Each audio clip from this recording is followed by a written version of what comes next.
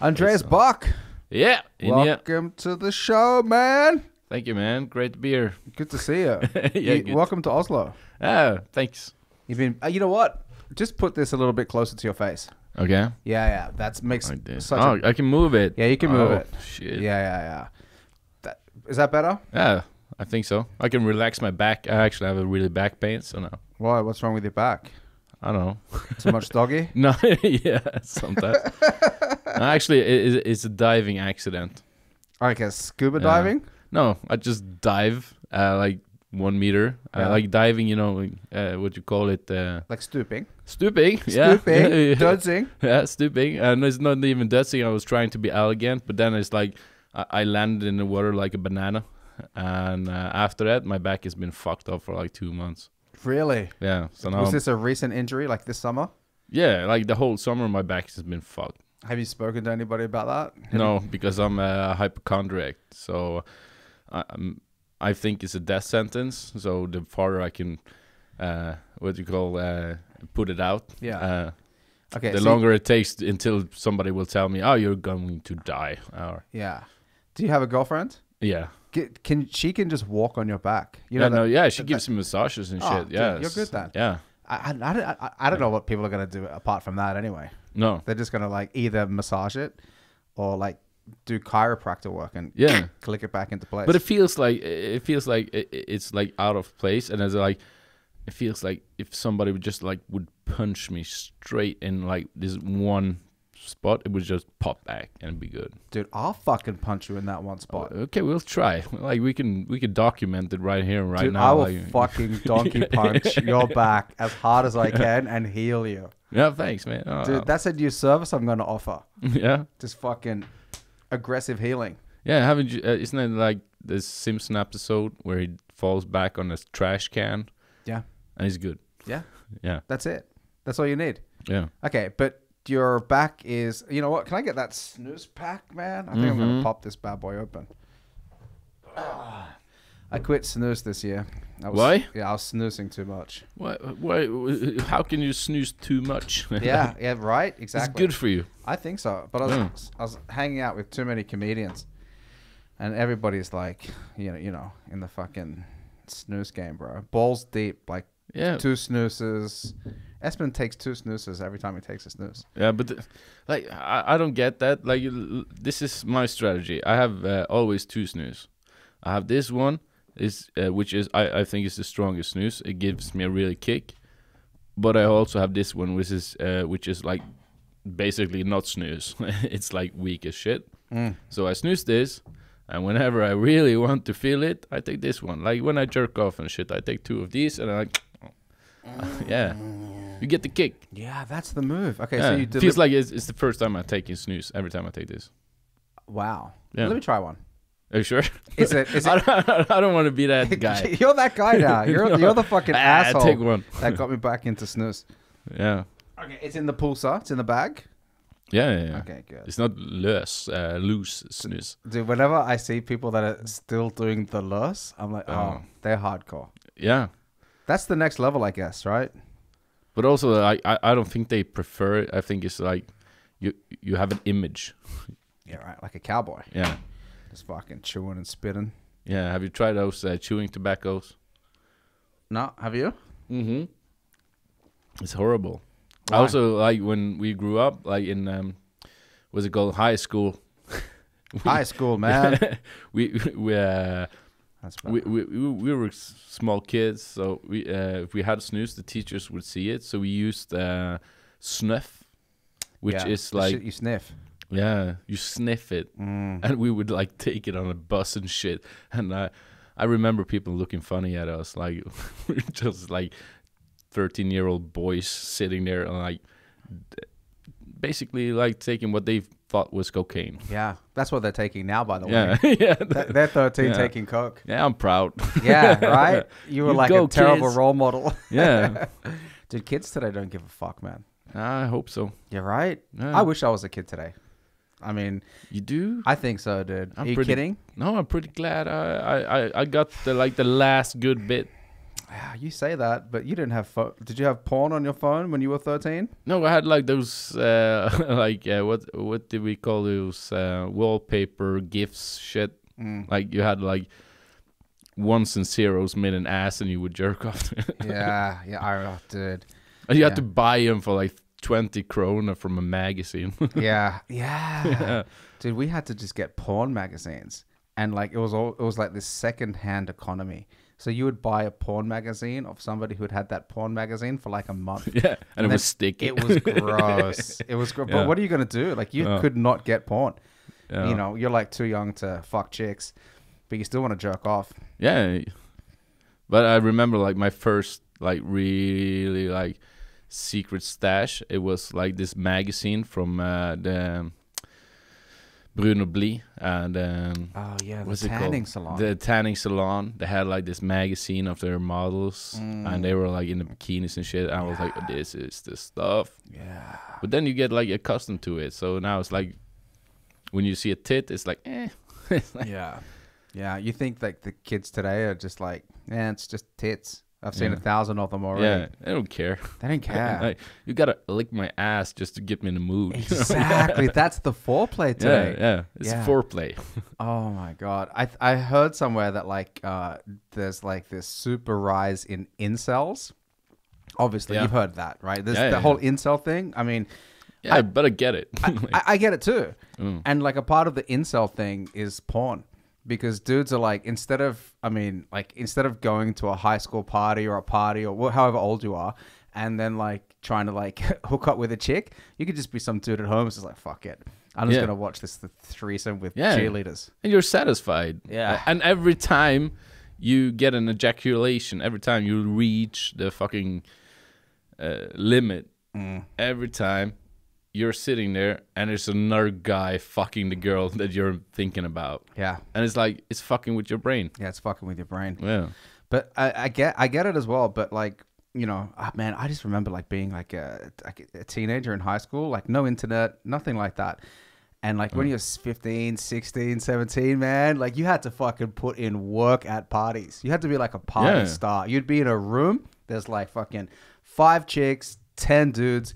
You had to be like the funniest guy, be cool, like bring some drinks, you know, like you had to really work it. Yeah, but that's like when you go through that period, it's like that's what you're trying to do. You're trying to find like your value. So that's why we become comedians, because we are like, okay, I can beat the shit out of everybody and I'm not that good at football, so I'm going to be fucking funny. Yeah, because here it's like football. If you're a dude and you're like, in American movies and shit like that, it's like a quarterback, football team. But over here, it's soccer, football. Yeah, he's a goalkeeper. I don't think anybody's fucking the goalie, man. He's like the bass player of football. Yeah, exactly. Even the referee gets laid, but the goalkeeper. Oh my god! Are there any football goalies that are stars? I don't know. I don't care about football. I let that go a long time ago. Yeah, okay. I started to care about it recently because my son's into it. He's 6 and he's like, so then you have to like. I'm like, Haaland, and we play FIFA and shit all the time. So I'm like, learning the names. I know that he knows more of the names than I do. Yeah. But that's the problem with my kids, because they were really into football, and I was like, I took them to the stadium in Bergen and watched the football games. And I'm like, okay, now we're into it. And I bought the scarf and shit. And now it's basketball. Like, okay, so now we like basketball. Yeah. And then I'm trying to learn the names, but like they're gonna quit that soon also. So I'm like, what the fuck? How old are they? 11. Oh, that's the age, man. That's where they try a lot of shit out. That's when you're going to XXL every 3 months. Yeah, but when are they going to smoke weed? When are we going to hang out? And we had gaming because they started, I remember like sitting with them and playing PlayStation, and I was frustrated because they suck. And we had like, it was like 4 weeks where we actually had fun gaming, and then they took off. Now they're so fucking good that when I play with them, they play with their friends, and they invite me. We play like Fortnite, and their friends get angry at my boys because they invite me, because like, we have to carry his ass all the way through the game because I suck. They're so good. And they're talking shit. Yeah, they're about talking you. shit You're about the me. weakest Like, link. your old fucking daddy sucks. Oh my god, fuck. Yeah. Dude, you gotta like do some Fortnite training and just you gotta step it up, man. But that's what I have to do. Yeah, that's what you gotta. That's what being a good dad is now. Yeah. Sorry, babe. Yeah. I'm just I'm being a good dad here. Yeah. Putting in the time. How old are you? I'm 31. Okay, so you had your kid when you were 20. 19. I just turned 19. Oh shit! And I got 2. At twins. Yeah. Damn, Yeah, you are a 19-year-old dad. Yeah, That's like a teen dad shit. Yeah, that's some kind of lottery luck. I don't know. Yeah. I think it is though. Like having kids early, I think it's a good thing to do, man. Like my dad had me when he was 40. And he died at 57. And I kept on thinking like, fuck, you know, I wish he had me when he was 30. Yeah, but you had or 19. Oh, 19. He would still be here. Yeah, he'd be there. Motherfucker. Come on, man. No scope headshot, bro. Yeah. Fortnite, get with it. You were lucky if he played Ludo with you. Yeah. Oh, man. Do you play chess with your boys as well? Yeah, they play chess, but we don't play that much because... but I do like funny challenges. Like I told them once, I was like... If you ever beat me at chess, I will buy you 40 chocolate plates. Yeah. And then they went home and they were like fucking playing chess every day because they thought they were going to win, but they're never going to win. So No, you got to keep them in check. Chess is only fun if you're playing with somebody who's a challenge. Yeah. So you're a good chess player? You've been playing, you're deep in the chess game. Yeah, but I like chess, but too many people play chess now and people are like being good at it. I like it when I play with people. You just play, like you think 2 steps ahead. Like a really good chess player, he will be like playing 5 steps ahead. Yeah. And I think you can like arrange people how good they are, like how far out they think. So I like to play it, and then I can drink a beer and somebody takes a move, and then I look at the board and go like, what's the next move? Like, yeah, okay. Because, can you think like multiple steps ahead then? I can, but I don't like to be in that state of mind. Nah, it's better to just fuck around. But I loved it when I was young. I played chess tournaments at school and I won. Yeah. And I remember that actually because it was like I was gonna get an ice cream. Yeah. And the whole class went to the store, and the teacher, I won. Remember this, I won, and I was proud. And he bought ice cream for the whole class. And I was so fucking angry. Because? The whole point was I was going to eat ice cream and they were not. Yeah. And they were happy. Yeah. And then what's that? Like, chess isn't a team sport. What did you losers do? Yeah. Like, you shouldn't get this fucking ice cream. Yeah. I went to this boarding school in New Zealand for a year. And we had fucking nothing to do. I mean, this is in like 1994 or some shit, right? And it was like a shit boarding school that eventually got closed down for like all kinds of violations. It was the worst school in New Zealand. And we had... Were you a whistleblower? No, I wasn't a whistleblower. I was part of the problem. I was part of why it got closed down. And we had chess sets, and then like, because the kids were always bad and fucking shit up, and then they took away the chess sets. And then what we had to do, we had... That's a punishment. Yeah, they took away the chess Now you set. can play chess. Exactly. What the fuck are we supposed to do? So what we ended up doing was we like got the desks and unscrewed the desks, and like on the bottom of the desks we drew all the squares, and then I swear to God, man, we drew the squares, and then we used like rocks and things like that, and then put like K's and like letters to different pieces. They did that shit in Auschwitz. Yeah. It was like that, man. Yeah. Like boarding school in New Zealand's no joke. It was a fucking shit boarding school. Sounds hard. It was the worst. It was like one of these schools that like kids who kind of like got in trouble got sent to. So I was basically in there with like 300 criminals.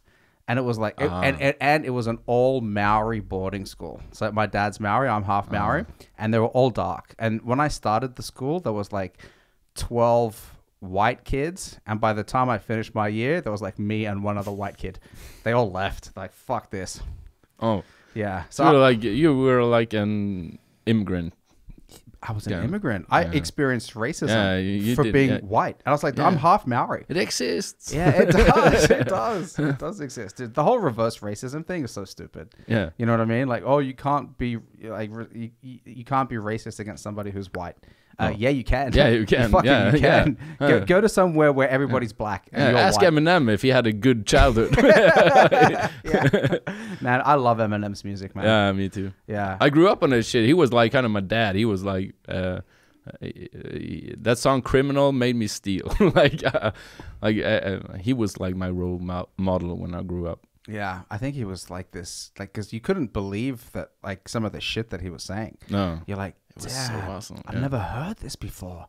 Yeah. Wow. And now, like, I try to find music like that, new music. I just can't find anything even close, man. You have Bjørn Halføk and Roger Nilsson. That's like the Norwegian equivalent to Eminem. Like, it's pretty like tough. Does he have songs? Who? Roger Nilsson? Yeah, haven't you heard? No. We should play it. Yeah. Like, it's insane. Like, I have the show in Bergen, you know, the Mørke kjelleren, the dark basement. Yes. Yeah, which is only dark jokes. And we play his songs, okay. Like, before the show and after, because it's like, it's perfect. Yeah. I've met him when he came over here with Johnny Bayer. He's such a character. Yeah. Yeah, okay. So he has, like... Music. Like, decent music. Like, yeah, he raps? I don't think they have a word for it yet. Like, really? It's not rap, but it's... Does it rhyme? Yeah. It's but it's really good jokes in there. Wow. Okay. So, I'm gonna check it out. Yeah, you better. Like, it's good. You ever made a song? No, but I want to. Like, when I was a kid, of course, in Loddefjord, you always wanted to be a rapper. Yeah. Like, I have performed, like, what's it called? What's the word? Like, when you do a song that somebody else is... A cover. A cover of rap songs in front of my class. What'd you do? And I've tried. I did Dr. S from Club 9 Camp. Okay. I still, to this day, I know the whole song, every word, like even the words spoken in between. Yeah. But I really want to, like, make a funny song sometime. That's like my dream. I made one. You did? Yeah. You have a song? Yeah, I made one. On Spotify? I haven't released it. You haven't? No. Why not? I don't know. You know what? I was gonna do a video for it, and I never got around to doing the video, and then I just forgot about it. What's the song about? It's about hate. It's so deep. I know. It's good. Yeah. Okay. Yeah. But is it like serious? No. It's funny, right? Yes. Okay. Good. Of course, good, it's funny. Good. Yeah. Of course, it's funny. Because I would imagine, like, that's the problem. Like, if I was going to make a song, it's like, I want to be serious, but I can't. No.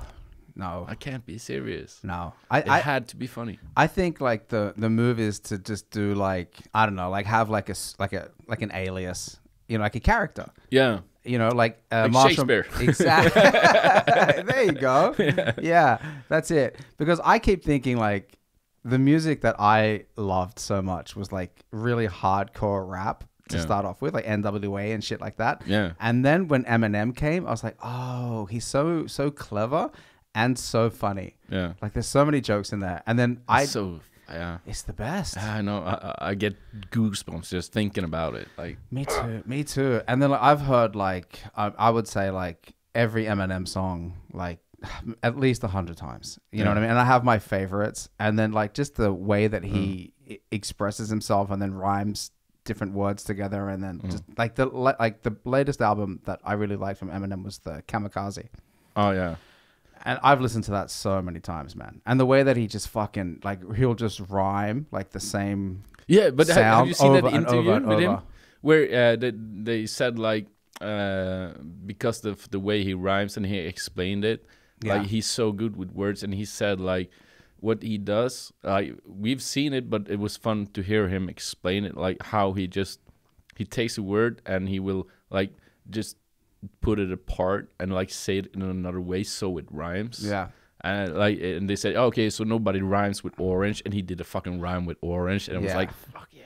Yeah, that's right. Because I remember when, like, the I think it was like the Slim Shady LP came out, and he had this song, and he rhymed like orange juice. I pulled out the 4-inch screws. Yeah, and I was like, oh shit, he's going with orange juice. Yeah, what a fucking legend. Yeah, because that's the thing, man. Everyone is like, that's the classic. Oh, you can't rhyme orange. Yeah. Nothing rhymes with orange. But he did it. He did it. Hold my beer, bitch. Fucking genius. Yeah, but I think, like, I think like if you nail the funny song genre, like that's and like look at Mats Hansen, fucking full career. Yeah, one song.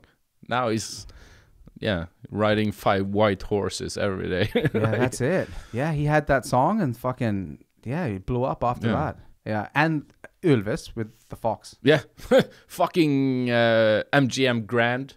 Yeah, that's insane. Yeah. Like, you're fucking Norwegian. You shouldn't be doing that shit. Yeah, like, yeah. Super Bowl. Yeah. Super Bowl ads Super Bowl. With Puff Daddy. So, like, yeah. So, I think, I don't know, man. And, like, I think, like, what I'm starting to kind of experience lately is this love for different styles of comedy. You know what I mean? Like, there's this thing called humor, and it can get expressed in so many different ways.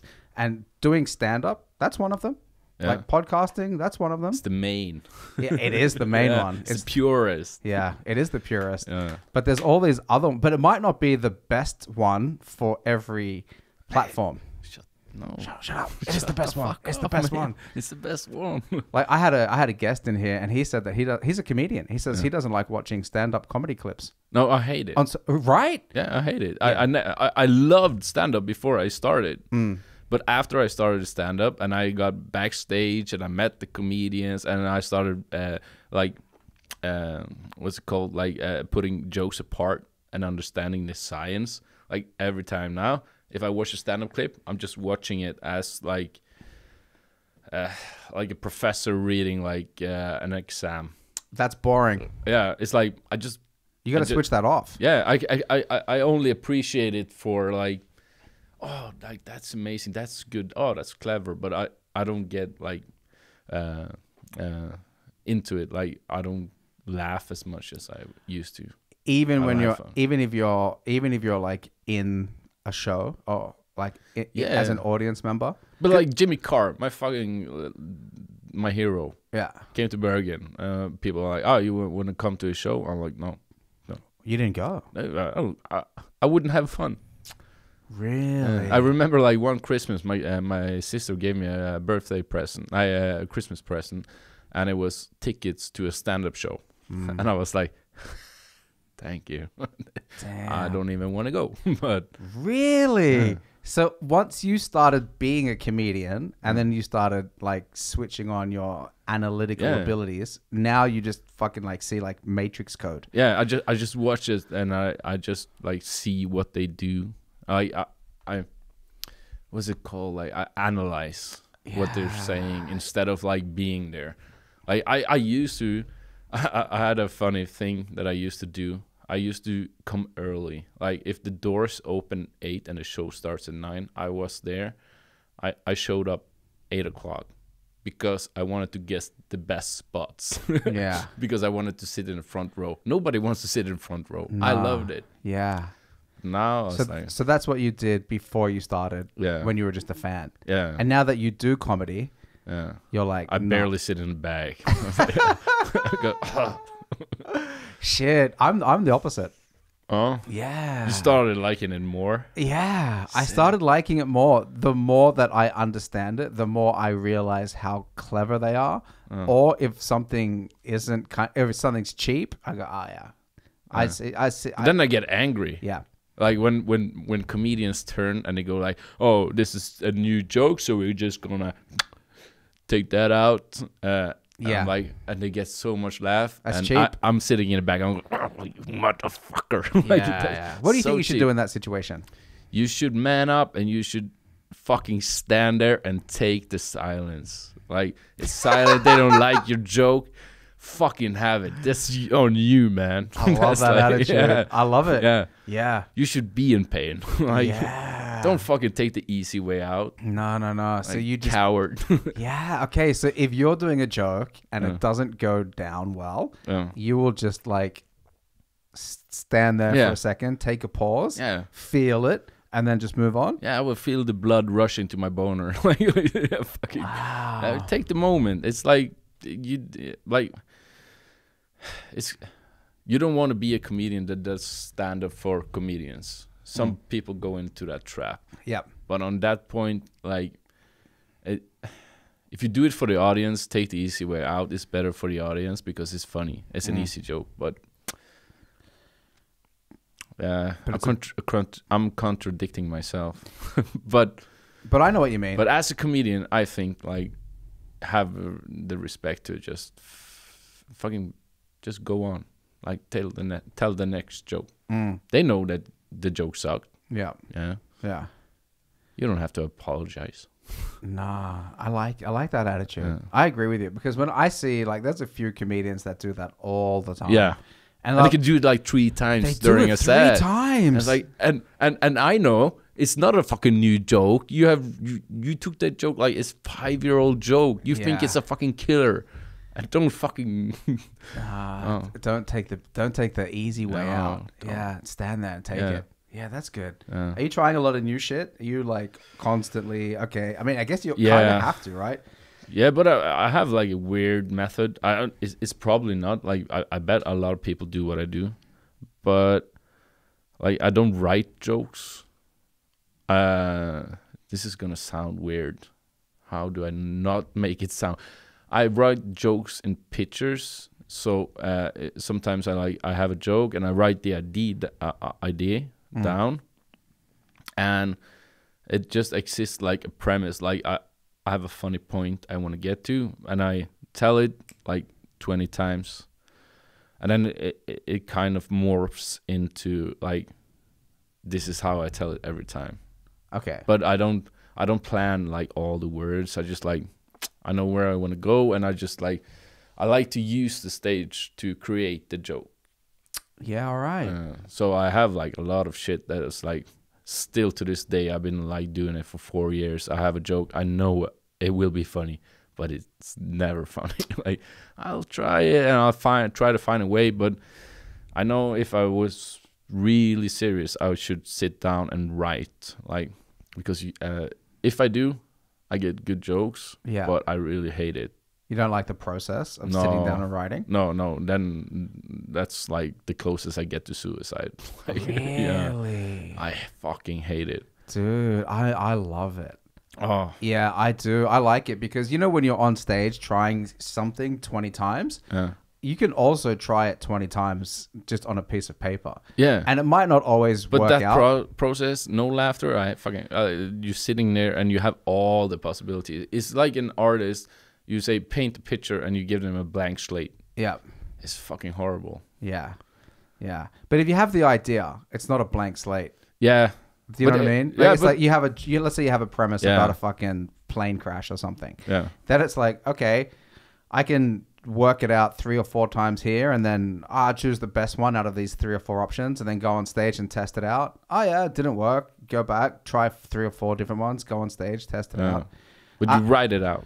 I write it out. But, you know, it doesn't always mean it's the best result. Because I've fucking spent hours writing jokes that I think are fucking brilliant. And then I go on stage and they suck fucking dick. And I love watching comedians do that. And I can see it in their eyes. They think this is fucking brilliant. And it sucks. It sucks. Dude, I almost fell into this trap where I wrote these jokes that I thought was so good. And then I was about to text the group. Hey, pay attention to my set. You're about to witness genius with a capital G. And then I went on stage and it ate shit. Ate shit. So now like my attitude when I'm going on stage is like, I don't really know. Like, I don't know. And like, I really understand, like I need to test shit. Like I got to test and test and test and test. Like that's it. Because sometimes it works brilliantly. Like sometimes you go on stage and this is the first time I've ever used these words and they murdered. Yeah. And then sometimes it's the exact opposite. And I'm like, that's weird. And I know it's like usually a combination of things as well. Like it could just be like the crowd and what time it is and who was on before you and how good the MC is and stuff like that. Yeah. So like it really is this weird trial and error process. But I try my best to write the joke out as carefully as I can and then just go on stage and try to say it as close to that as possible. Yeah. Sometimes it goes well and sometimes I'm so far off the mark. Yeah. Like ridiculously far off the mark. So it's like I never fucking know. It's really weird. But I also have like that's kind of a weird thing I do because when I started, I would like prepare my set and like practice exactly what I was going to say like the day before. But as soon as I knew what I was going to do, the anxiety started. Like you would get nervous and think about it. Yeah. So what I noticed is that like the further I can push my preparation, the further I can push my nervousness. Yeah, that makes sense. So now it's like when I'm going on stage, it's like, oh, it's me in 15 minutes. Then I sit down and I write the set list and I think about what I'm going to say, because then I get nervous. Yeah. But as soon as, before I do that, I'm not nervous because I haven't prepared. No. But as soon as I prepare, I have created what I'm going to do, and then I'm nervous about it. Ah, I understand. So once you have the plan, then you start getting the anxiety. Then I'm on. Wow. So I do it like right before. Yeah. Damn, that's interesting. And sometimes like a lot of my jokes, I have like an idea and I write it down. I'm going to talk about it. And if I'm standing backstage behind the curtain and it's the MC is on and it's like my turn, I'm waiting for him to say my name. Then my brain is fucking so on that I can create a joke then and there. Gotcha. And then it's like, then my best ideas come. Yeah, okay. Then and also on stage. But like if I have never been at home and like sitting and writing and thinking about what I'm gonna I can't do it. Okay, so the comedy gods come to you in the moment. Yeah, I need the like when I started stand up, it took like 2 weeks and I was shitting blood. I got sick. Yeah, because of the nerves. Yeah, I got like colitis. What's that? It's like it's an intestinal. Yeah, like isn't that pretty serious? Yeah, it's pretty serious. Like you can end up having like you have to have your colon gets removed or something. Yeah, right? Yeah. But it's good. So but you don't have that anymore. Yeah, it's like I was gonna say terminal, but what's it called? Like it's for life. It's for life. Yeah, it's like herpes. Yeah, so I've heard. Yeah, the bad kind. Holy shit! Damn. Okay. But like, so when you're doing Mørke, kjelleren, because you're the MC, you're the host. Usually. Usually. Okay. Do you? I guess as the MC, it's a bit different. But do you like come up with new material every time you're doing Mørke, kjelleren? No, right? No. Those fuckers get the same jokes. Like, yeah. I have like opening jokes and things I do about us being in this situation that I do every time. Yeah. So, because what do they say? Like a person who goes to stand up a lot goes twice a year. Yeah. Like it's only us that thinks that like, oh, it's the same people. No, it's never. It's not, is it? No. And they also don't remember your fucking jokes. They don't care about you. Yeah. They don't even remember your they're name. Drunk. Dude, I did this show, and I mean, I've done this a couple of times, like afterwards, but I did a show. There must have been 200 people in the audience.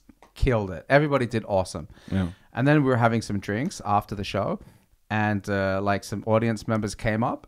And they said, oh, hey, that was really good, talking to me and 2 or 3 other comedians. And then I go, hey, just out of curiosity, do you know anybody's name here? And they go, no. I go, do you remember a single person's name from the lineup? Like any of you? There was like 4 or 5 of them. And not a single person out of that group knew anybody's name on the lineup. So I was like, yeah, that's a problem. Yeah, it's a problem. It's a problem because there is a real gap between people performing on stage and people in the audience becoming fans. Yeah. And like there should be some better way to close that gap, you know. And when Johnny Bayer was here, he was performing at Latter like a couple of weeks ago. I went to see him, and they have this big fucking screen on Latter, you know, behind the comedian. So the comedian comes on and they play this like graphic. Yeah. And I was like, you know what? They should put the comedian's name on. You know what I mean? So when you walk out, you go, Johnny Bayer, or whoever it is, you know, just so that like the audience members go, oh, who was your favorite comedian? Oh, it was that guy, the guy from Bergen. Or you can say, no, it was Johnny Bayer. Yeah. So that's what I would love to see kind of happen in shows more somehow. I don't know exactly how to do it at every venue because Latter's obviously like, you know, the biggest venue with the best technology. Yeah. But it would be pretty dope if there's like some way that like audience members who love what you're doing can go, oh, that's fucking Johnny Bayer. I want to follow him on Instagram. He's going to put out funny content. But that's like, I've thought about it. Like when I started stand-up, I thought I was a superstar. Like after 6 months, I was like, oh, now everybody has seen me. But nobody fucking cares. And I thought about like, because I remember like one of the first time I did Rick's in Bergen, when I went off stage and I went a few hours, I took up my phone and I went into Instagram to check how many followers. I expected like people would go like, oh, he's so fucking funny. They would go in and follow me. They don't fucking care. So I was like, maybe if I would create a joke where in the joke I make them take up the phone and go into Instagram, find my profile and follow me. Yeah. Like if you can make that into like a bit, a joke, that would be great. Yeah. But I kind of disagree with you a little bit about like nobody cares about comedians. I think you're wrong about that. I think that like you don't understand sometimes the effects that you can have on somebody in the audience. Yeah. Like it's huge sometimes. Not with everybody, but it could just be like 1 or 2 people and they might not even come up and say anything to you. And then like a year or 2 years later, you'll be at a fucking party or something and somebody will come on and they'll say your bit. Yeah. You know, they'll go, oh, man, I remember you did this. And it's like, so I think, and I remember like going to comedy shows in Oslo and seeing comedians do bits 10 years ago that I still think of. Yeah. And I go, wow, that was such a killer bit. And I don't know who it was. I remember actually like one time in Bodø.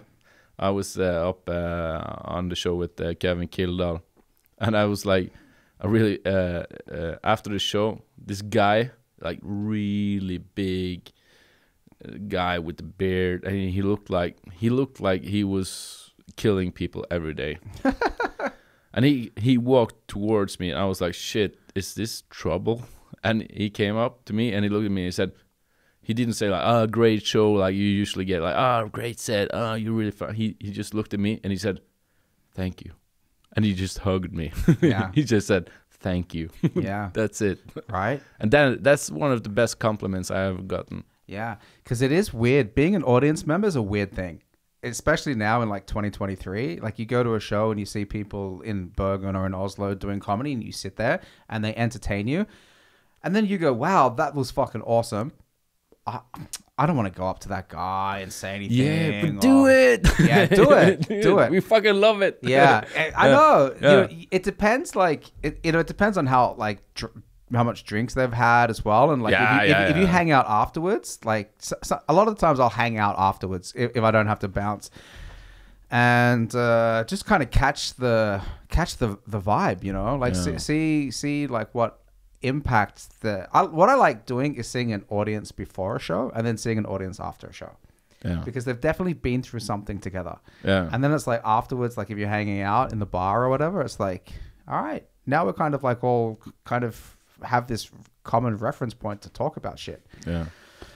So yeah, so no, man, I do not underestimate the power that stand-up comedy can have on some people. And especially if you, I don't know what fucking joke you I like dark jokes. I tell jokes about suicide and shit. And like I think always those people, it's like a funny thing I do when I tell a joke, and I will always single out one person that laughs really hard, and we're like, she's in pain.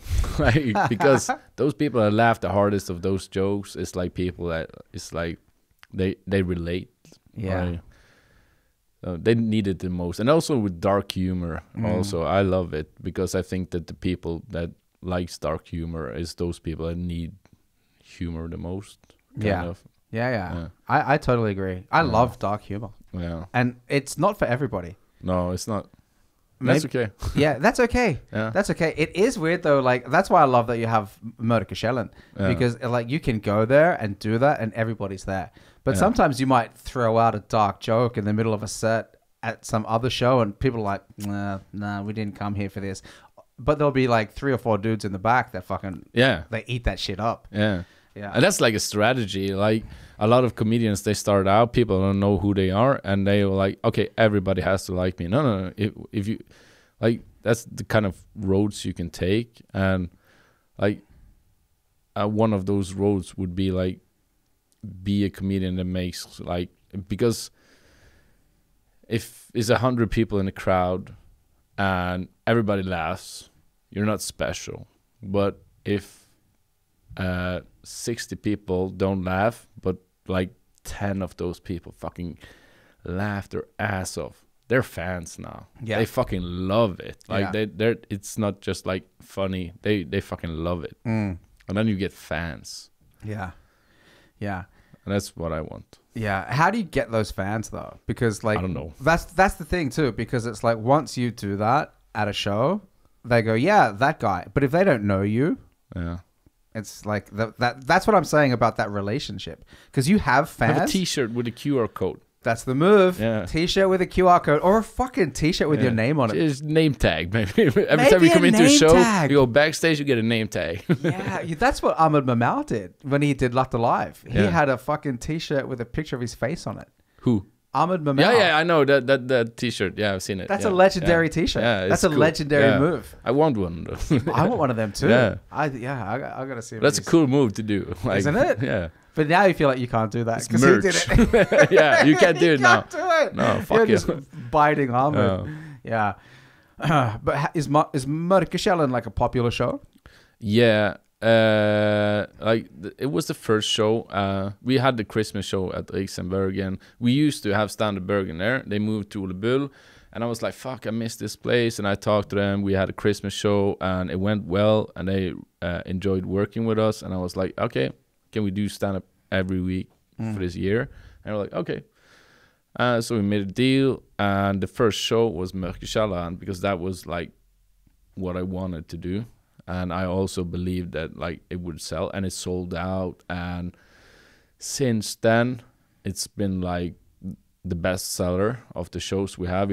I try a lot of different concepts, and also it's like fun because usually it's like I had shows where my kids are working the door, my girlfriend is on the sound, she's the DJ, and I'm hosting, and like she also told me like she went into the bathroom and it's like 3 girls there standing. I was like, oh, it's so fun every time we're at Mørke kjelleren. Fuck. You didn't film? I didn't film you. Shit. That's okay. The first, and I've been looking good. Dude, you have. Oh man, I fucked up the first half of I forgot to push the record for the first 43 minutes.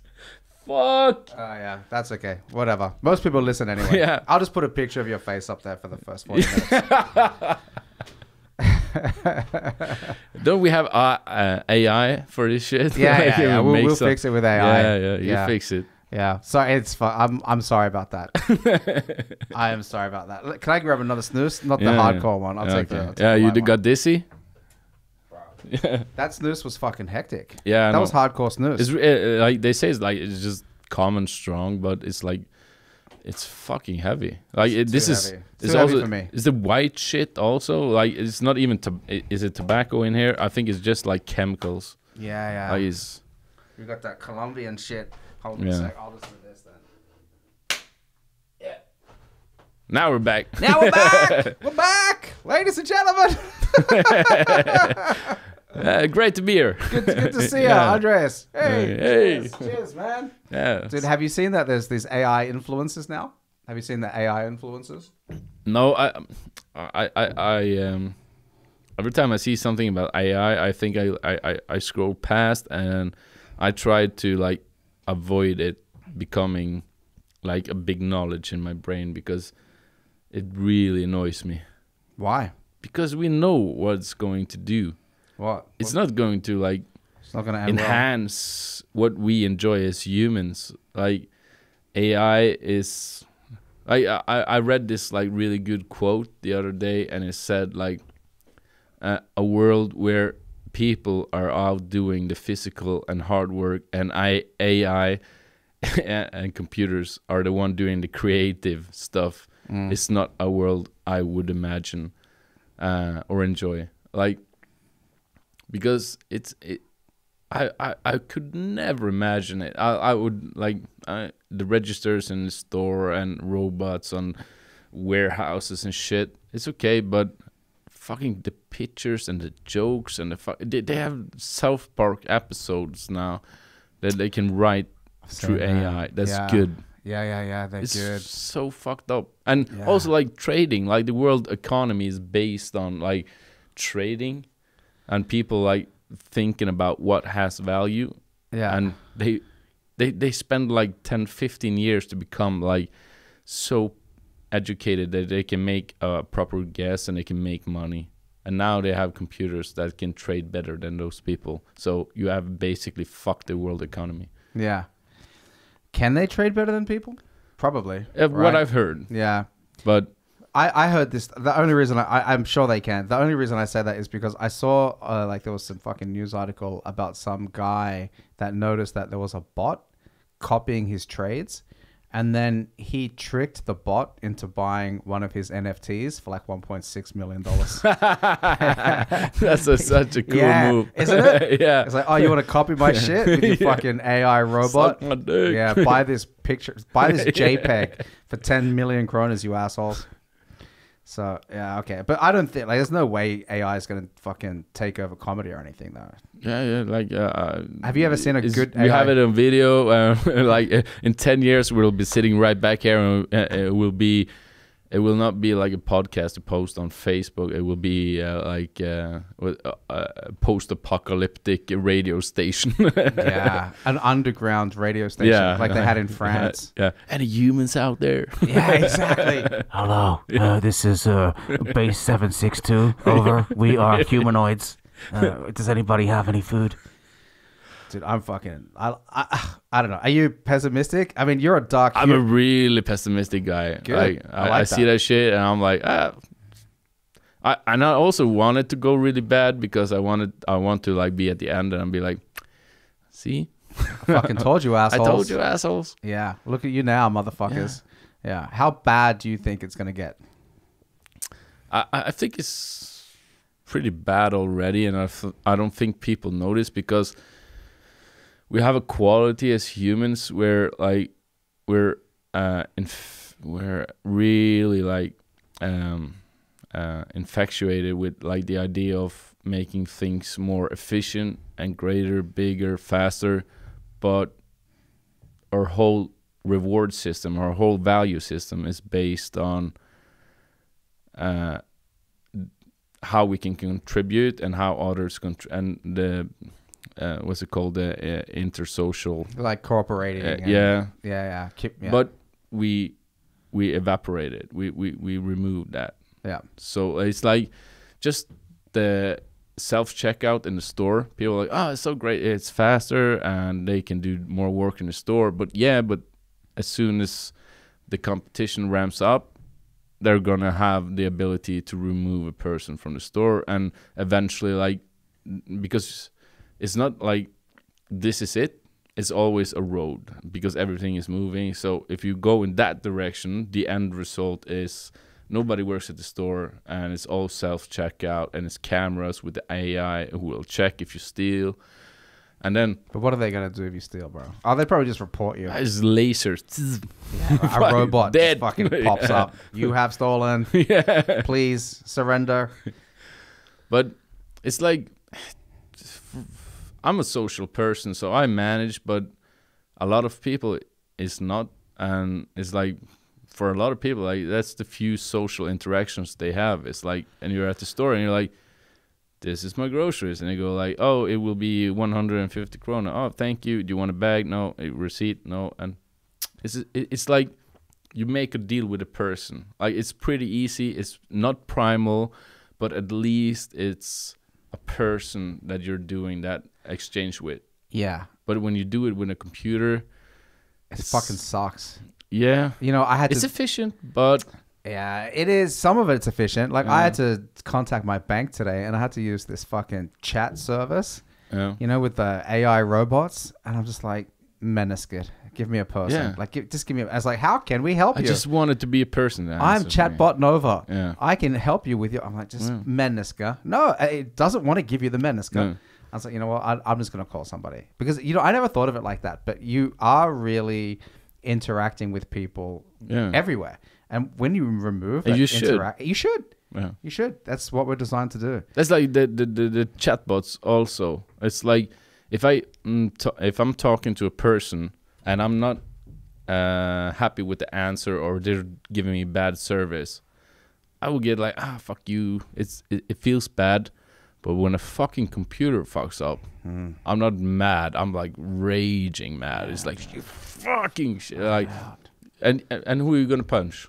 Nobody. No. You can't fucking inflict pain on a. You're gonna punch computer. your own screen. Yeah. And then you're gonna fix that. Yeah, you're gonna go out and you're gonna do drugs. That's it. Yeah. Sniff coke off your fucking laptop. Like, fuck this society, man. Yeah. Yeah, I don't know.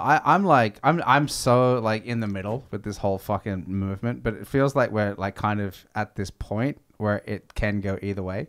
You know, I try to stay positive, but at the same time I also see this world where people that are in charge of everything just kind of get richer and everybody else just gets poorer, and you're seeing that happening now. And then once they start taking away, like, you know, self-driving cars, and like even now with like what AI can do in like the creative industry, like if I could take a photo of you and fucking put that anywhere, you know, like just with with Photoshop, like AI Photoshop, and like and even it's I don't know, I just feel like it's gonna devastate so many people's jobs. Yeah, but like also like we have self-driving cars. Like driving in traffic takes a toll on a person. That's hard. Like if you go around Bergen city in a car, you're a genius. Like you're good. But when you have cars that can do such a complicated task, and then like I know somebody that is now going to school to become a train driver. Train driver. And they think they're gonna have a job. Like we have self-driving cars, and you're going to take an education to become a driver of the only fucking form of transportation that can't drive the wrong way. Yeah. It's just gas, brake. Yeah. And like I give it 5 years. 5 years. Why the fuck are still people driving trains? Yeah. It's weird. Yeah, and I mean, I guess like the computer is way smarter than your friends or. Yeah. I would trust the computer more than my friends. Yeah, the computer's not going to be smoking weed and turning up to work. No. Shit. Yeah, no, but I just saw this thing about the AI influencers, and I was like, oh, now they're coming for the influencers as well. I don't have a problem with that. No. But like they had these pictures of these girls and videos, and like it's always girls, you know, like these super hot girls. There's this one chick who's this AI chick from Finland. She's got like so many followers, man, and she's like, seriously? Yeah, and she's doing like I don't want to know. No, right? You couldn't tell that it's an AI girl, by the way. She looks real. I get sick. Yeah. But imagine the porn. Like, that's all I can think about. Like, the porn would be awesome. Yeah, the porn would be off the hook. Yeah. That's no problem. I mean, if you can make South Park episodes, you can get some chick fucking, you know what I mean? DPing two dudes. Yeah. No stress. No stress. Yeah. What are some of the darkest jokes that get told at Mørke, kjelleren?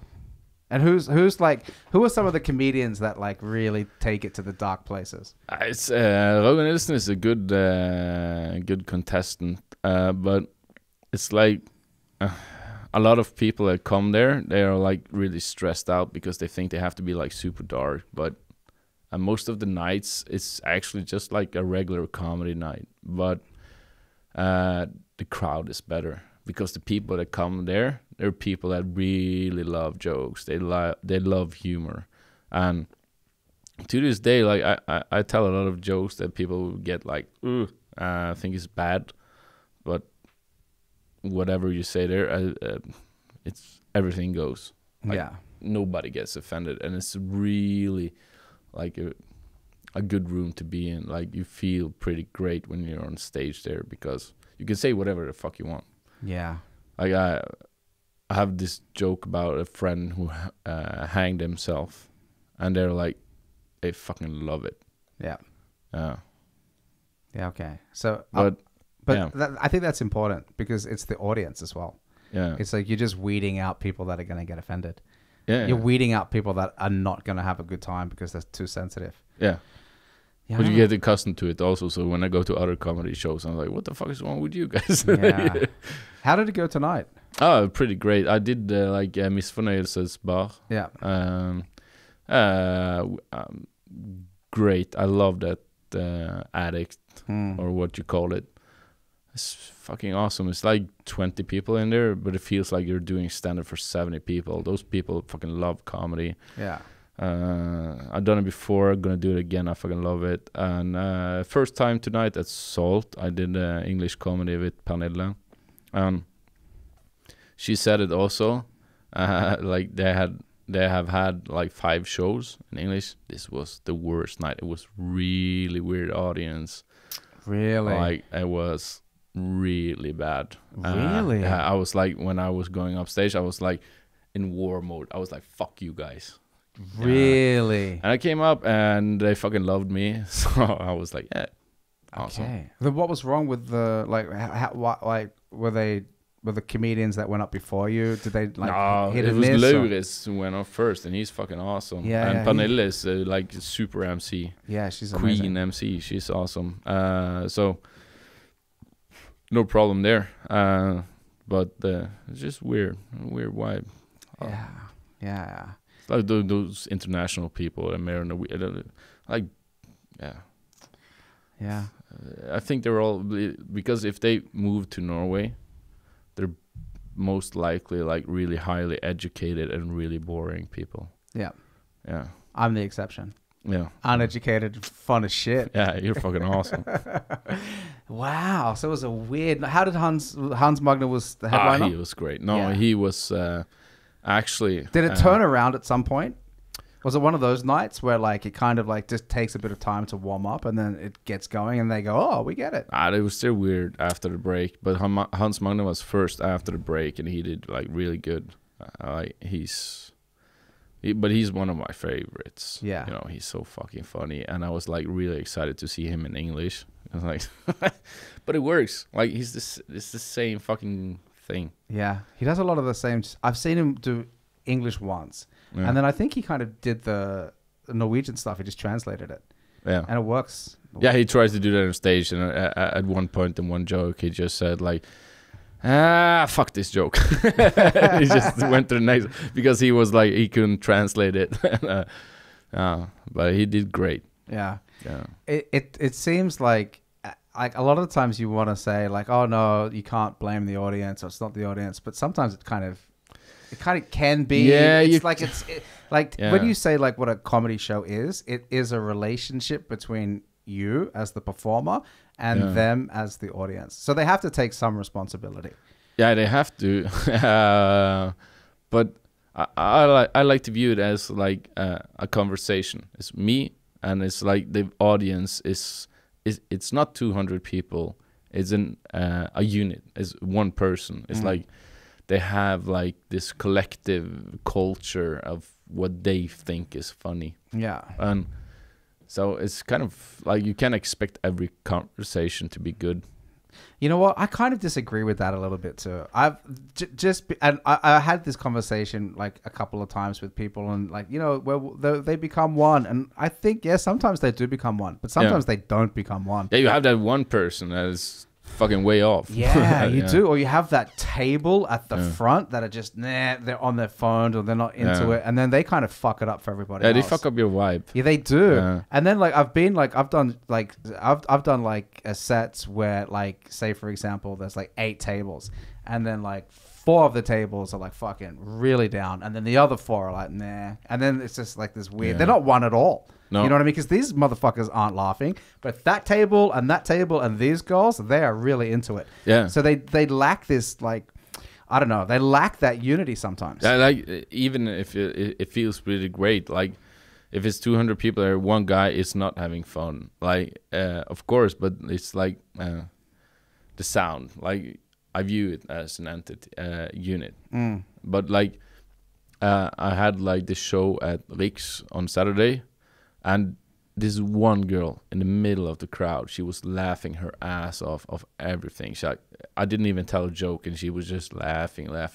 And I told her, like, give me your name after the show, and you have free entry for the rest of your life. Yeah. And she fucking texted me on my comedy page, and she was serious. She's like, she's gonna come. Yeah. And I'm also serious. Like, with that laughter, and you have so much fun, you're gonna be on the front row for free rest of your life, because she brings she's a super audience member. Yeah, because you get it's those really people. good. You get those people that are super audience members, and maybe they're at a table with like 3 of their friends, and they all become like fucking a super table, and that super table spreads out. Like, if you think of like emotion as something that's contagious, like it can spread more from some people than from others. If you get some fucking NPC that's just like sitting there like like he's not spreading shit. No. But you get these like people like that girl. But you also, from what I have experienced, you also get that from negative people too. You can get some negative people that instead of giving off energy, they kind of suck it in. Yeah. And they're like really like, they sit back like that. And then other people at other tables go, oh, they're not enjoying themselves. And she's shaking her head. And then it becomes less easy for them to enjoy themselves. And then that shit can spread too. I've seen that happen, man. Yeah, and negativity spreads probably easier. It probably does. Yeah. So I feel like there are like these, like that girl, that positive super audience member. There are those kinds of audience members for people on the dark side as well. People on the spreading like a shit vibe. Those guys, you should have like backstage. You should have like this memento page with pictures of people who is not allowed. Like, you find a guy, he don't laugh. You're like, you're kicked out for life. Yeah. That's meant. You know, we did the show in Bergen last year at Stereo. When we were on tour, you know, so we went to Stereo, and there must have been like 40, 50 people, and there were these 2 people, this couple, and I was on like after the break or whatever, and I was at the door, you know, and then they left, and they go, "This isn't funny." I go, "But everybody else is laughing." Yeah. And like, no, I thought these were good comedians. I go, "They are good comedians." Like hold on, just wait. Did you say it? Yes, because like the guy was like, he was complaining whilst the show was on. So I was sitting there at the door, and then him and his girlfriend came, and they were loud. I go, let's just go up into the stairs and talk. And then we went into the stairs, and they were just not having a good time. Yeah. But I don't think it was the show, because everybody else in the show was having a good time. I think it was just them. Like maybe he just had a fight with his girlfriend, or they were in some fucking boring relationship or something. She stopped sucking dick 2 years ago. I was going to say that, actually. Right? Yeah. That's it. It's just like, it makes a guy pretty mad.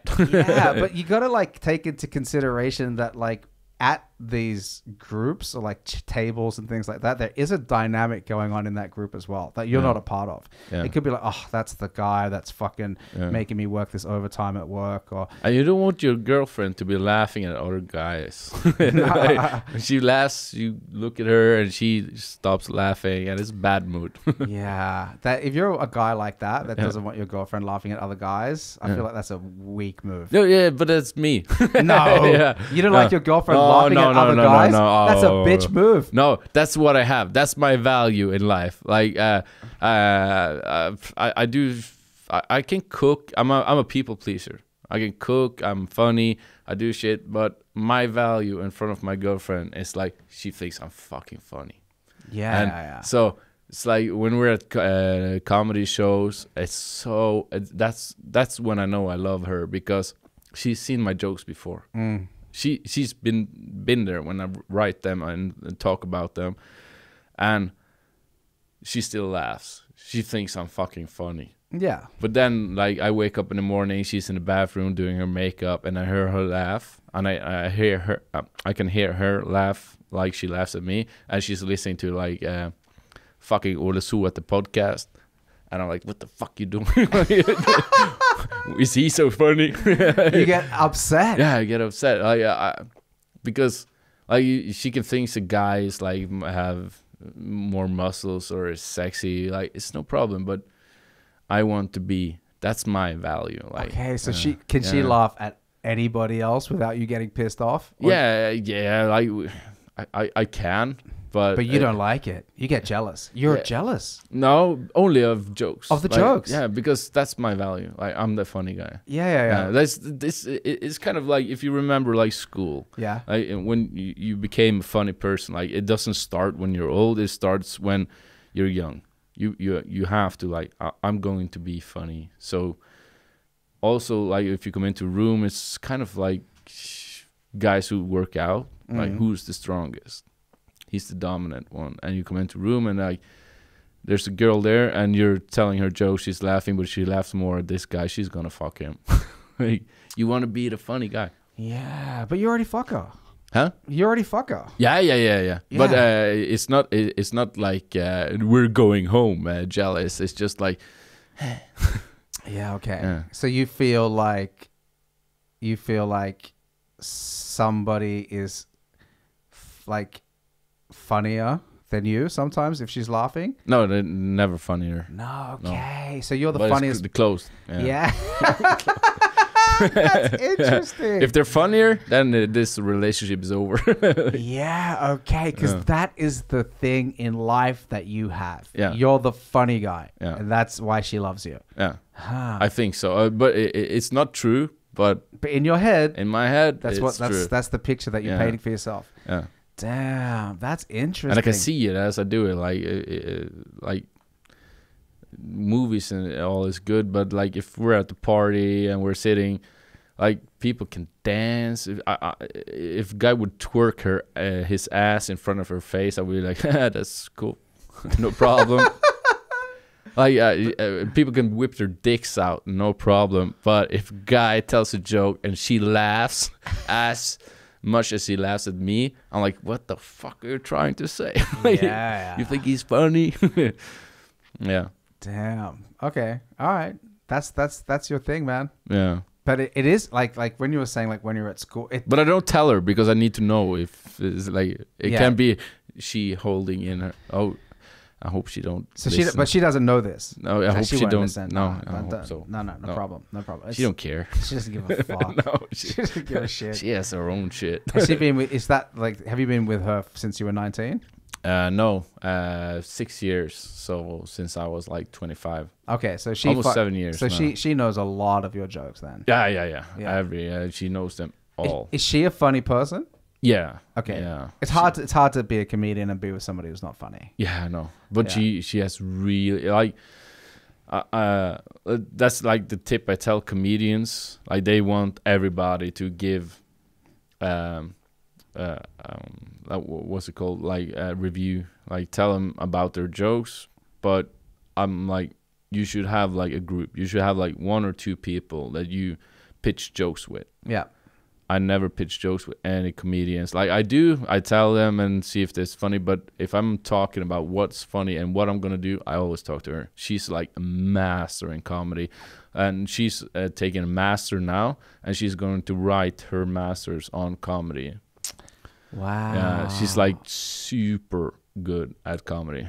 Really? Yeah. Dude, and that's why she fucks the best. That's it. She gets that good comedy dick. Yeah. Shit, that's the same with my girlfriend, man. My girlfriend is the funniest person I've ever met. Yeah. Like, she is so funny. I think she's funnier than me, funnier than everybody. And she just is not... Okay, you kill. Look at us, man. we got it. We got it. We got funny chicks. Is Yeah. your girl hot too? Yeah. Right? Yours? Yeah, dude. Yeah, let's fucking swing or something. Shit. But I've met like a couple of comedians who have girlfriends that aren't into comedy, and it's brutal to watch. It's so often. They don't want to be there, or they They're never never come there. to shows, and like they're not supporting them. And like sometimes like when they do turn up, like you're sitting around after like having a drink, and he'll say something. He thinks he's so funny. I'm like, he is funny. Yeah. He is. Shut the fuck up. You're just a hater.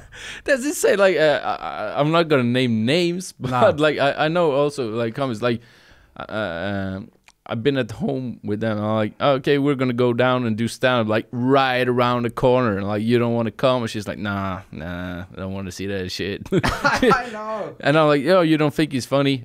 He tries. I'm like, right? How the fuck? Like, shut the fuck up, bitch. Do you like pegging? Is that like, do you like to be? How the hell do you love a woman who doesn't respect or like what you do. Your legacy. Yeah. Like, it's not just like a job or a fucking hobby. It's No. like the thing that This is my life. defines you. Yeah. Exactly. It's the most important thing Yeah. in your life. That's not a person. It's gonna be on my tombstone. It's gonna be like you see all the old guys. They have like optic, like train driver. Like they have their profession. It's gonna be like comedian. Yeah. Bach. That's me. That's it. Yeah. So you're probably not even gonna have a tombstone, man. You're gonna live forever, bro. Yeah, I think so. I hope so. Right? Yeah. Dude, I had this crazy idea. Like this is a couple years ago when everybody was like getting caught up in the metaverse. I don't know if you remember that hype. Metaverse. Yeah, just some like bullshit where everything was getting moved online. Remember like you know people wearing these fucking stupid goggles and all that kind of like headset shit. It was really popular during the pandemic when like everybody was like, I have those Oculus. You have it? Yeah, exactly. Okay, like shit like that. So I had this idea that like because the world is running out of graveyards, you know what I mean? Like I don't know, like burying people, like you can only do that so much. So many people are getting cremated. So my idea was like, wouldn't it be dope to make like a digital graveyard? Like a digital kind of burial place. So like if I wanted to visit you in this graveyard, let's say like you live in Bergen, right? Hey, shut the fuck up, don't. This is what I'm fighting against, man. but then like if I wanted to, let's say like oh wow, you died tragically, and then I was like, oh man, I want to. Of course. Of course it's tragically. And if I wanted to visit you, like I don't want to go all the way to Bergen to visit and it should be convenient.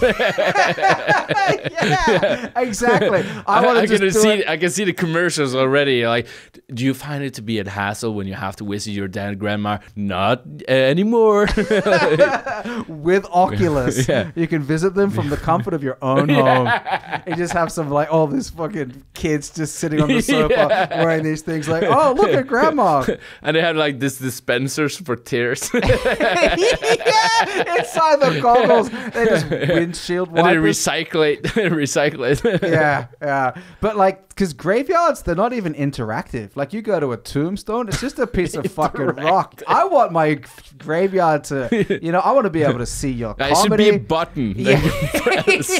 I want to see a hologram like in Star Wars. Yeah. But like if you were dead and I wanted to visit your resting place, if that is a fucking rock, I'm not getting any of your bits. But do you even know how bad your fantasy is? Like you're going to take dead people into virtual reality. Yes. And it's still a tombstone. It's like you can make it can be the person. You can sit and have the conversation with the person. You can go into the room and you will have you seen? Then let's do that. Yeah, are you in better? You go into a man and it's a gravestone. Endless opportunities, and you're like, it's a gravestone. No, but in the digital graveyard, you're right. You still have to cut the grass. You gotta leave flowers, and there's some like creepy guy with a shovel. Yeah. No, but like, let's make it interactive. Let's make it so that like I can have a conversation with you, and I can be like, hey, Andreas. Let's see the set. How creepy would it be? It's creepy, but everything's you creepy. would never let go. Like, have you seen that Black Mirror episode where I do that? This girlfriend, she has like a really good relationship. They're like really in love, and he dies. Yes. And this is like, it's so good episode because this can happen. I think it exists, or it can exist, and it will exist. Like, it's coming, and she can upload all his emails and messages, and it will generate a personality, and she can text him. Yeah. And she can go to the next level, and she orders a box, and it's him. Yes. I remember that episode. It's the dude with the red hair. Yeah. It's so fucking, because it will fucking exist. Like, think of all the data I have when I'm texting my girlfriend. It's like a million, it's all our conversations of many years. Yeah. And if you take all that shit into a computer, you will have me, and it will know what to text back. And she texts me, and she can have a conversation with me. Yeah. Isn't that beautiful? Is no, it? No, it's not. No, it's not. Because you need to be able to let go. Yeah. But Accept death, man. But like, what about this? Like, what about like if like your kids? Let's just say you died tonight on a fucking tragic scooter accident or something. He called it. It's a Simpsons episode. Yeah, fuck. Now I'm scared. Yeah, but imagine like, okay, like your dad, you have 2 11-year-old boys, and they're like, I like your kids, they're 16. They're like, yeah, I want to talk to dad about dating this chick, or I'm like interested in fucking getting into comedy. Yeah. Maybe and they're gonna read my message and they're gonna be like, do anal, man. It's not gonna be a good conversation. Just bust on her face. Yeah. Like, this isn't what we expected from dad. Dad was a piece of shit. Or you bring back your granddad, he's some racist asshole. Like, oh, we're not allowed to say those words anymore, granddad. Stop being a snowflake pussy. Yeah, that's me. Yeah. But I don't know. Like, I think like it's hard to. You're right. Like, letting go would be difficult if you had access to people who were dead. But it still would be kind of fun. Like, for the people. I would do it, and that's what scares me. That's why I don't like it. Like, I don't think it's good, but I do not do what's good for me. No. Like, you would do what's like, what feels, what, you know what you would do, and I think what I would do, and a lot of people would do, they would just do the thing that's easiest. Yeah. And like that's what we do as humans. Of course. Yeah. And it's like letting go to Andreas and never talking to him again. Good. Yeah, it's probably healthy. Better. Yeah. Better. But is it kind of nice to fucking send AI dead Andreas a text message and then get like fucking something back? But also, I would do it, man. I would talk to you. Well, how about, sorry. How about this? How about like, if your close family, yeah, okay, for them, maybe it's a bit weird. But for like me and other comedians, they just want to fucking hear some jokes, bro. Yeah. Just fucking entertain us, man. Come on, man. Let's see a show, bro. Dead Andreas. What are you thinking about? Yeah. And then they're going to hack it, and I'm going to be naked, and it's going to be like a fucking jerk-off party. We're going to hack it. Yeah. Yeah. But I would like the idea of, like, it's gonna come anyway, and I fucking like. That's the problem. Like, I like it, but I don't think it's good. Like, if I was God, I would be like, oh, stop it. But like, it's like that. Have you seen a TV show called Upload? Do they go to heaven? Yeah, it's a guy, he dies in a car accident. I've seen the first 2 episodes. And they upload him before he dies, so he's like existing in this. And it's like, fuck, that would be awesome. Yeah. You could live forever in a computer. Yeah, because his personality goes into this. They have some insurance there. So he exists there. Yeah. Does he like it? He's not dead. Oh, is he dead? Or then he's dead. His body is dead, but his consciousness is uploaded. Yeah. I think that's dope. Yeah, but I think it can happen. Yeah, I want it to happen. How about that? That one I want to happen. Yeah. Because that's like the basic human thing to do, is like we want to live forever. That's the essence of who you are, just existing in a different form. Yeah. Yeah. I would do that for sure, man. Yeah. Yeah. But I'm pretty sure people are going to live basically forever if we don't fucking, end up in the robot apocalypse. Yeah, but then we can have kids. We can't have kids. Why not? How many people are going to be? No, we're like a multi-planet species, bro. Yeah. You could just send them to Mars or some shit. I love that. Like, that's like really my point of view when people start talking about like the environment and like fuck capitalism, and like, that our goal is to survive as a species, and it's one way out. And that's like interstellar. Like, you have to go out into space, and we have, as soon as like what Elon Musk is talking about, like, you occupy like the asteroid belt, which have enormous resources. You can have like colonies all around space, and as soon as humans exist in space on different colonies, we will live forever. Because the seas and nothing can take us out, because we don't exist on one planet. Man, I think humans exist on multiple planets already, and this is just one of the colonies. And we just nobody has told me. Yeah, but how would anybody know? Yeah. Do you know what I mean? When a guy left. But he probably left 100,000 years ago. How? On a fucking spaceship. Why couldn't we? He didn't like the mammoths, so he was like. But couldn't Earth be one of those planets that's already colonized? Like, couldn't humans have come from some other fucking planet and then we just parked here like 30,000 years ago? I would leave like a fucking instruction manual or something. It's a crash landing, bro. Yeah, it's a good movie. But it's possible. That's the thing. Like, that's the thing is that you like if you think that like humans' destiny is to be an interplanetary species and populate the fucking galaxy, why is that something that has to be in the future and can't be in the past? Yeah, that's like the what's it called? Like the simulation theory. It's probably a similar argument. If it's possible, what's the chance that we're not in a simulation? Yeah, like but really small. The simulation theory, that seems pretty plausible too.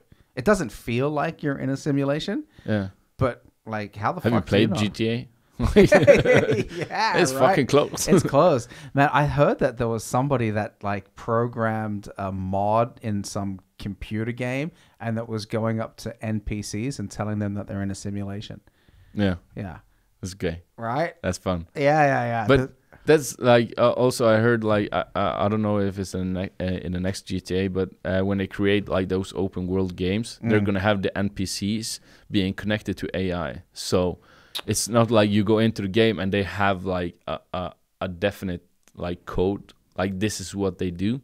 They will evolve, they will learn, and they will.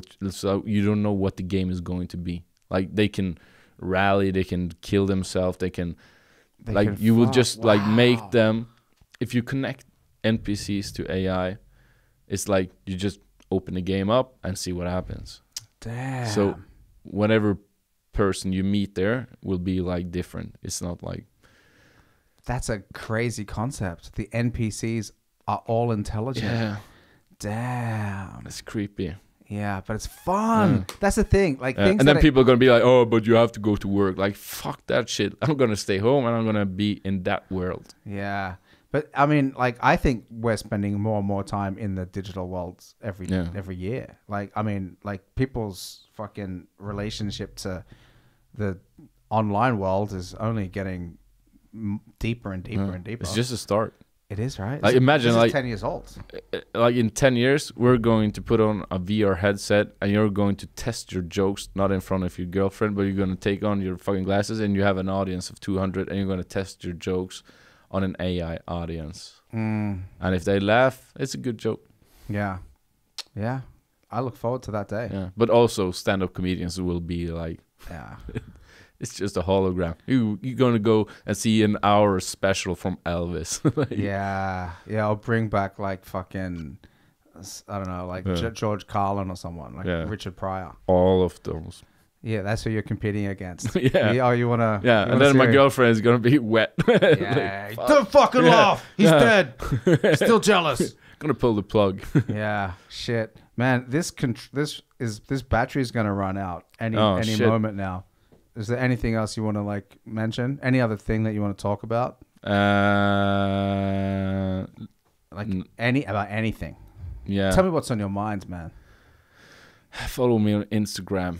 Following Andreas Bach. Andreas Bach. CH. Yeah. That's it. That's what you had. Fancy kind. Yeah. I'm not a man with a message. I'm an easy guy. Yeah, that's good. And we could just go for a few more minutes. I think we've got like a couple of minutes before this thing turns off. But then what's your plan for the future? What's happening? Are you when does this episode air? Oh, I don't know. Do you think a few weeks maybe? No, I try to bring them out quickly in a couple of days. No, I'm traveling to Austin, Texas. Are you? Yeah. Wow. Bought a one-way ticket. Damn. Yeah. I think that's awesome. Yeah. How long are you going to be there? I don't know. At least a month, maybe 2, 3. When do you leave? 28th of August. Wow, that's exciting. Yeah, so I had an idea. I had a feeling. And that's what I based all my fucking life choices on. Yeah. I had kids when I was 19. Like I don't think things through. No. So I just had a feeling. I'm like, fuck it. it feels like I doing stand up in Norway. It's like 6 years doing what I do. I want to try something else. Dude, hold on 1 second. I'll just change batteries. Hold on. Yeah. I'll fuck it. I want to talk to you about Texas. Okay, so sorry, man. I changed the batteries. Texas. Yeah, good. What are you doing? I don't know. I have no fucking idea. That's really annoying. Also, like when I tell people, like especially my family, they're like, "Oh, so you have something set up?" I'm like, "No, don't have shit. I'm just gonna go and try to like do." They have like a major comedy scene there. Yeah. I've seen it, and it's a lot of comedians that go there. Yeah. Because they also have like the Kill Tony, you know, which is a great like opportunity if you get on. Yeah.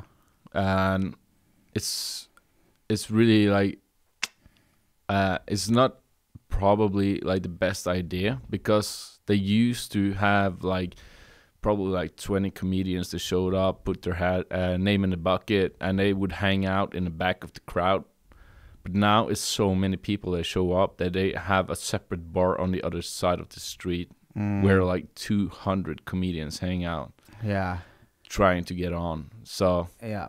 So if I go up there and I'm gonna be like for 1 week and try, I'm probably not gonna get on. But if I stay there long enough, one of those days I'm gonna get on. Yeah. And also they have like open mics, like 3 different open mics nights all around the city, like every day. So wow, every day you will be like hanging out with comedians and trying to get on stage, and it's a kind of like a vacation also, because I was going to take a vacation, because I was going to actually take some time off this summer to like just don't do any stand up. And I was like, fuck, I'm gonna pull through the summer and I'm gonna take like 2-3 months free. And I was like, what am I gonna do? I was like, fuck, I want to go to America, and if I'm going to do it, I'm just going to stay there. And yeah. So I'm not going to work that hard. It's going to be a vacation. Yeah. But my dream is like, I want to go and Kill Tony. I want to be like, I love doing English comedy. Yeah. Wow. So you're going to go to Texas for a couple of months. Yeah. That's I feel like that's so many people's dream. Yeah, I know. Do you know what I mean? But you're actually doing it. Yeah, like that's the idea. Like, because I can. Yeah. Like I actually can't, but like fuck it. Like I have my girlfriend, and that's why. Like she's so fucking awesome. She wouldn't like it at all, but she's like so supportive. She fucking loves what I'm doing. Yeah. So she's like, she says it's the right thing to do. That's a good woman. Yeah, and she's gonna come over also. Like yeah, nice. After like a month, she's gonna come and stay for 2 weeks. Oh yeah, perfect. That's good. But I think like the thing is, if you didn't go, yeah, that would suck for you. I would regret it, because it was an yeah. idea and it stayed in my head for so long that I was like, if I'm gonna leave this idea, I'm gonna be haunted by it. Exactly. Because I had so many ideas during like my 20s, like everything I wanted to do. I had an idea and I felt it, like I should do it, and then somebody else did it. Yeah. And that's, I don't know if you heard about that. It's like a theory that if you're a creative person and you have those ideas, it's not like you come up with it, but it's you come up with it. It's the right time when you come up with it. Yeah, yeah. So and then other people come up with it too. Yeah, and it's then like you just tune into it. And then I'm like, oh fuck. Yeah, I've seen that happen a lot. Yeah. A lot. Or like I've come up with an idea, and then like 3 months later, it's a thing. Yeah, or friends have come up. Like a friend of mine said, "Oh, you know what would be pretty cool to open like a gym membership where you can just go and rent the gym out like for an hour by yourself. Nobody else is there." Yeah. I go, yeah, that's pretty cool. Like 6 months later, it's like a whole new thing. Yeah. But it was the right time. Exactly. Oh. Yeah. So, but that's a pretty like I don't know how that works, because it seems like it happens a lot. Like it happens a lot. You think about something, and then all of a sudden, like it's fucking like these guys do it. Yeah. But I don't think I'm original. Like I don't think I'm the first comedian to think that going to Austin is a good idea. Like the whole city is crowded with comedians. Yeah, exactly. But that's like I think this is a good part thing. of it. It's a good thing. Yeah. But do you have anything else to do whilst you're there? Like, do you train? Like, Yeah, I have a gym. I'm going to like go there and have a vacation where I eat good and I work out and like, yeah. I also think like trying to make like videos. Cool. I want to do something else than comedy. So like if I'm a Norwegian guy in Austin, put a camera on me, talk to people on the street. I don't know. Yeah. You should go into a bad neighborhood and make mess with people. Yeah, or just also like visit all the food places. Yeah, you know what I mean? Yeah, like you heard about it. Yeah, there's so much good food there. Exactly. So like that could. I mean, just explore it as much as you can with your camera. I want to go to like rodeos and shit. Dude, yeah, that's fun because the barbecues. Yeah, because it's such a cowboy culture. Yeah.